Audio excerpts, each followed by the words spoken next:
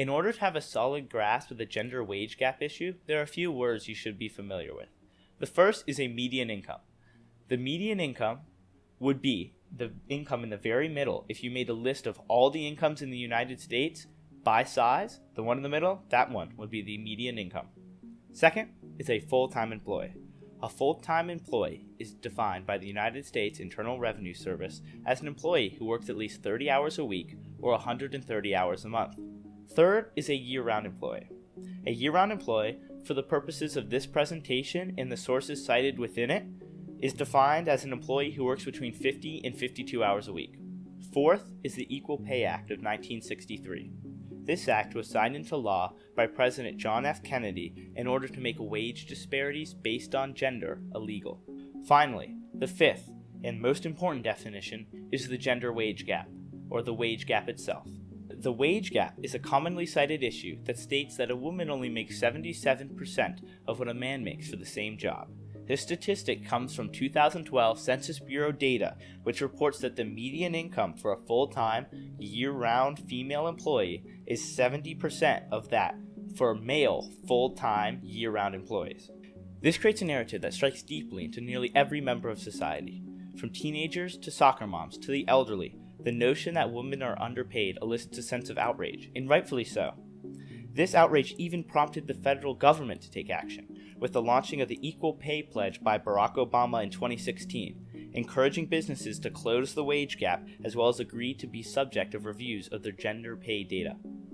Unfortunately, this federal action stemmed from outrage instead of evidence, irrationality instead of reason, confirmation bias instead of objectivity.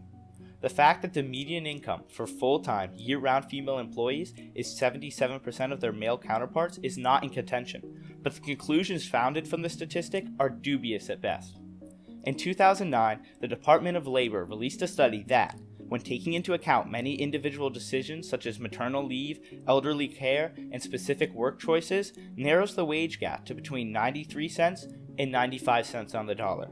If one considers the United States Department of Labor to be biased in this subject, perhaps a study by the American Association of University Women, a feminist organization, that concludes that, when considering a wide range of factors, the wage gap shrinks to around 6.6 cents per dollar, not 23, and very close to the 5 to 7 found by the Department of Labor. There are not countless reasons for this, but perhaps the one that represents them all the best is college majors. If you look at the top 10 best paying college majors, men make up a majority in all but one. While on the other hand, if you look at the 10 worst paying college majors, women make up a majority in all but one. With all these decisions considered by the study, many of you may be wondering why there's any gap at all, which is exactly what the Department of Labor wondered itself. In response, and I quote directly from the specific Department of Labor study, "More of the raw wage gap could be explained by including some additional variables within a single comprehensive analysis that considers all the factors simultaneously. However, such an analysis is not feasible to conduct with available databases." The study goes on to say that, and I quote, "This study leads to the unambiguous conclusion that the differences in the compensation of men and women are the result of a multitude of factors, and that the raw wage gap should not be used as the basis to justify corrective action. Indeed, there may be nothing to correct. The differences in raw wages may be almost entirely the result of the individual choices being made by both female and male workers." End quote.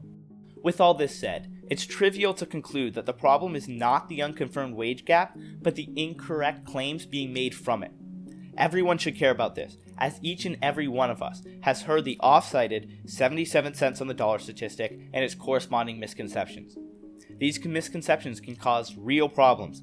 Not only are taxpayers' dollars being wasted, but the misbelief that businesses value women's time less than men's is promulgated. This is not only a problem for the individual, but for the nation and the globe as a whole. The fight against the demon that doesn't exist can become a demon itself. My proposed solution to this problem is simple. People, and subsequently news agencies, need to start calling politicians out when they misapply the 77 cent statistic in order to further their political agenda.